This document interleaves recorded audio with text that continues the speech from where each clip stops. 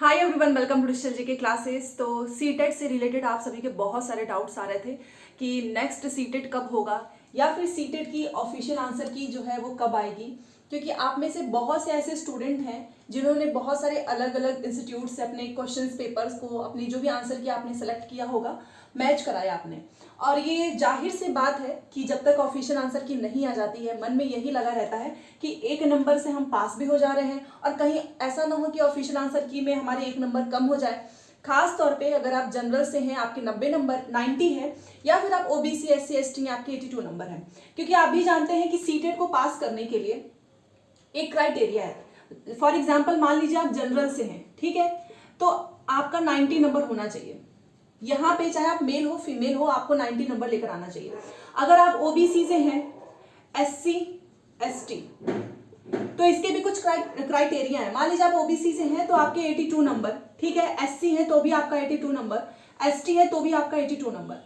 But अगर आप जैसे कि DSSS जैसी वैकेंसीज में फॉर्म फिलअप करना चाहते हैं, वहां पर जॉब करना चाहते हैं, तो फिर ये आपको यहाँ पर 90 नंबर चाहिए।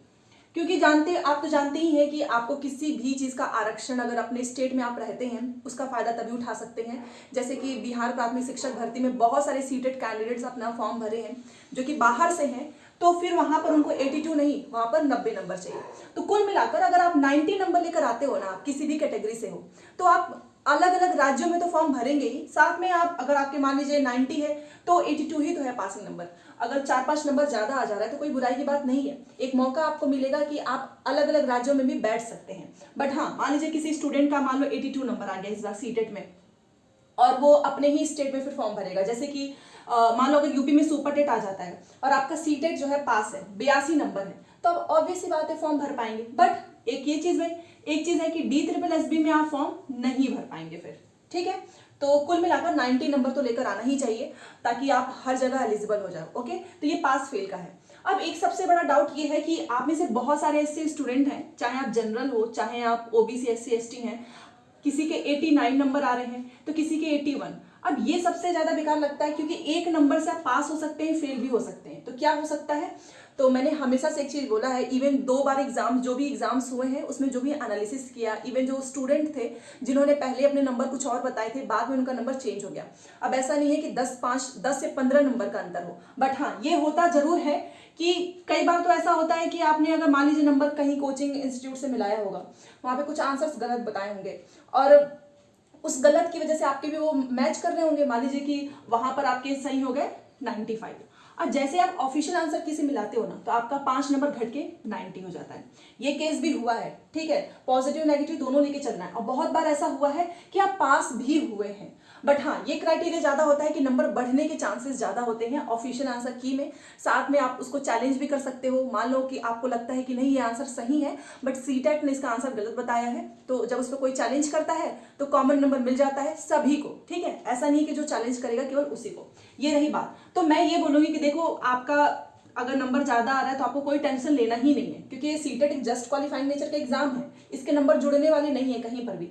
तो आपको टेंशन नहीं लेना है कि आप पास हैं या फेल हैं, ठीक है। एक बार ऑफिशियल आंसर की आ जाएगी तो आपको देखने को मिलेगा कि 4 से 5 नंबर का अंतर हुआ है आपके रिजल्ट में, ठीक है। ये रही बात। अब ये सबसे मेन चीज है कि आपने तो अलग अलग जगह से मिला लिया है बट सेटिस्फाइड नहीं होते हैं। देखिए क्या होता है ना कि जब हमारा एग्जाम हो जाता है तो बस मन में यही लगा रहता है कि जल्दी से बस रिजल्ट आ जाए या फिर एक बार ऑफिशियल आंसर किया जाए, तो कम से कम सुकून होता है कि चलो हम पास हैं, अब आगे की अपनी जर्नी स्टार्ट करते हैं। लाइक मान लो आपका सीटेट एग्जाम पास हो गया है, उसके बाद से आप सोचोगे कि अब आपको आगे कौन सी स्ट्रेटजी फॉलो करनी है। बहुत सारे स्टूडेंट ऐसा करते हैं। तो देखिए, ऑफिशियल आंसर की मैंने जैसे आपको बताया है कि पिछली बार क्या हुआ था कि 7 दिन के अंदर इन्होंने दे दिया था, उस समय पेपर आपका ऑनलाइन था, इस चीज को आपको ध्यान रखना है। इस बार आपका पेपर ऑफलाइन हो गया, तो क्या ऑफलाइन में भी 7 डेज के बीच में आएगा, तो आप देख ही सकते हो लेट हो चुका है। इसके पहले ऑफलाइन में कितना समय लगता था, तो देखो ऑफलाइन जब पेपर होता था ना तो 7 दिन के अंदर नहीं, ये लोग थोड़ा सा 10 से 15 दिन का समय लेते थे ऑफलाइन के एग्जाम पे, क्योंकि आपका 2 ही बार तो हुआ है अभी तक ऑनलाइन पेपर, इसके पहले तो ऑफलाइन ही होता था। तो कब तक आएगा, तो आप जानते ही हो आपका 20 को पेपर हुआ है और आज हमारी डेट हो गई है, तो कम से कम 4 से 5 दिन का और आप वेट कीजिए तो आपको ऑफिशियल आंसर की देखने को मिलेगा। अब इस पे तो बिल्कुल भी आपको 1% भी डाउट नहीं होना चाहिए कि इनका आंसर की रिजल्ट या अपना काम जो है सही समय पर करेंगे। इनको बीच में जो भी विवाद आता है इस चीज़ से कोई लेना देना नहीं है, क्योंकि सीटेट जो है अपना एग्जाम कंडक्ट कराता है, ऑफिशियल आंसर की भी आ जाती है, रिजल्ट भी आ जाता है अपने सही समय पर। आपने कभी ये नहीं देखा होगा कि सीटेट का इस साल पेपर हुआ है, रिजल्ट जो है अगले साल तक रुक गया, ऐसा कभी नहीं होता है। तो इसलिए आप परेशान बिल्कुल भी मत होइए। अब रिजल्ट की बात कर लेते हैं। तो जैसे ऑफिशियल आंसर की आती है, आप अपना मिलाई लोगे तो आपको पता ही चल जाएगा कि आप पास हैं, फिर आपका 1-2 नंबर से रुक रहा है, तो आपको फिर इस चीज के लिए भी ज्यादा सोचना नहीं पड़ेगा कि अब रिजल्ट आए तब मैं आगे की तैयारी करूं।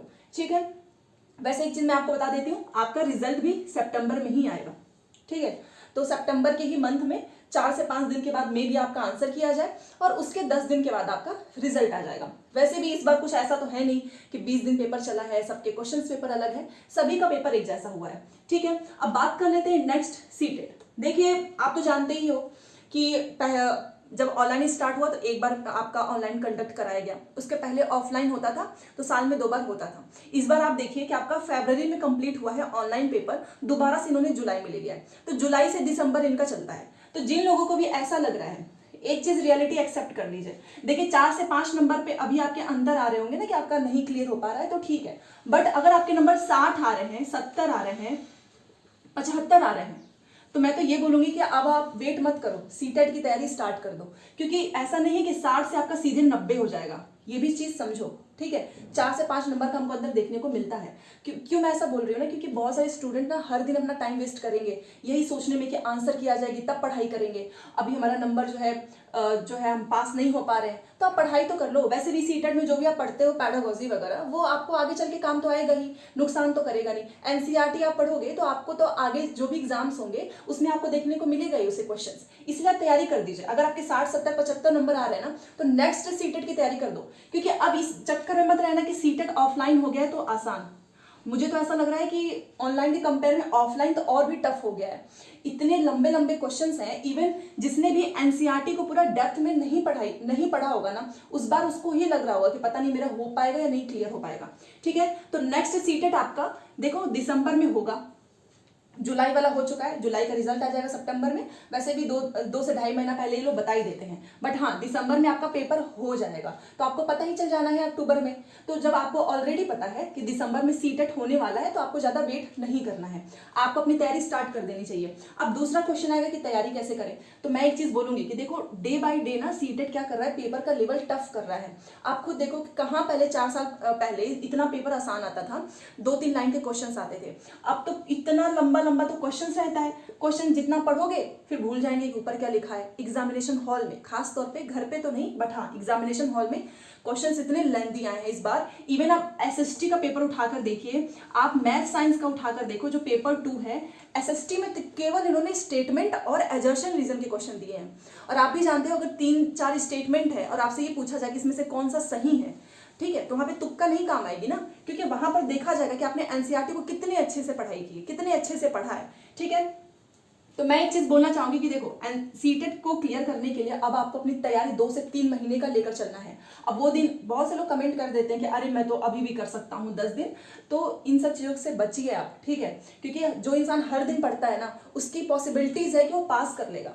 तो ये 10 दिन 20 दिन पहले हम पढ़ाई करेंगे, दिसंबर में पेपर होगा तो मतलब लास्ट नवंबर से स्टार्ट करेंगे, इस चक्कर में मत पढ़िए। क्योंकि आप भी जानते हैं कि अगर आप इस सीटेट नहीं क्लियर करेंगे तो चाहे DSSS भी हो, चाहे सुपर टेट हो, चाहे एकलव्य हो, चाहे KVS हो, चाहे NVS हो, आप अप्लाई नहीं कर सकते हो, क्योंकि वहां पे सीटेट ही चाहिए। और एक चीज और है, कॉन्ट्रेक्चुअल वैकेंसीज हर साल आती है केंद्रीय विद्यालय में, समर के टाइम पे आ जाती है, जैसे ही आएगी मैं बता दूंगी। पिछले साल 1 महीने तक अलग अलग राज्यों में आई थी, तो वहां पर सीटेट ही तो मांगा जा रहा था। अगर आपके पास सीटेट ही नहीं होगा तो आप ना तो कॉन्ट्रेक्चुअल में जा पाएंगे, ना तो परमानेंट में। तो आपको क्या करना है, एनसीईआरटी भी मैंने बहुत पहले वीडियो बनाई थी, क्योंकि बहुत लोग बुक्स नहीं खरीद पाते हैं जस्ट बिकॉज ऑफ मनी। सबके पास इतना पैसा नहीं होता है कि आप हिंदी की भी बुक ले लो एनसीईआरटी की, इंग्लिश की भी ले लो, सीटेट की भी ले लो। तो आप सभी की ही हेल्प के लिए मैंने ऑलरेडी एनसीईआरटी पे बना दिया है। जो एनसीईआरटी की बुक्स आती है ना, सेम पूरी जो उसके PDF है वो आपको मिल जाएगा इस वीडियो में। तो आप इसको देखिए, आप खुद उसको डाउनलोड कर सकते हैं, अलग अलग सब्जेक्ट के, हिंदी में भी कर सकते हो, इंग्लिश में भी कर सकते हो। तो एनसीईआरटी तो मैंडेटरी है, कम से कम आप 9 से 10 तक तो पढ़ ही लो, जिसका पेपर 2 है सीटेट।